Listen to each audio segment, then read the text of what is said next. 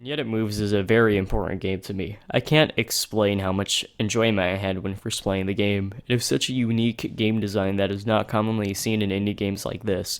And when I saw some older footage of the game, I was hooked. The prototype for And Yet It Moves was first publicly announced, which also got the rewards for 2007 Independent Games Festival Student Showcase winner. It was additionally included in the 2007 Independent Games Showcase at E3, which also turned out to be an Indiecade finalist at Open Satellite of 2008.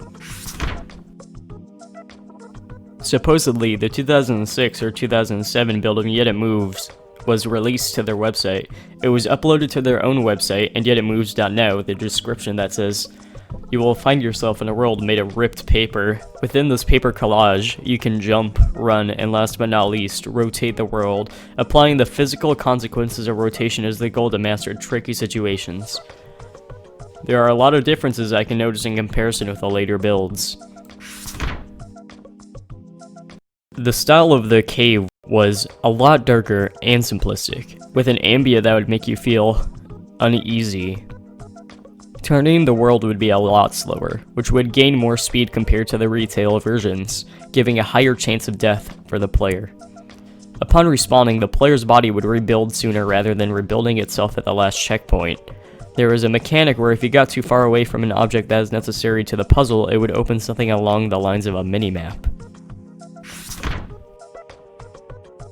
Upon entering the level, you can tell that the textures were a lot less focused on what it was supposed to be, and the ambient changes to a more jungle-like tone as seen in retail. There's also a third tree type, which is seemingly a palm tree.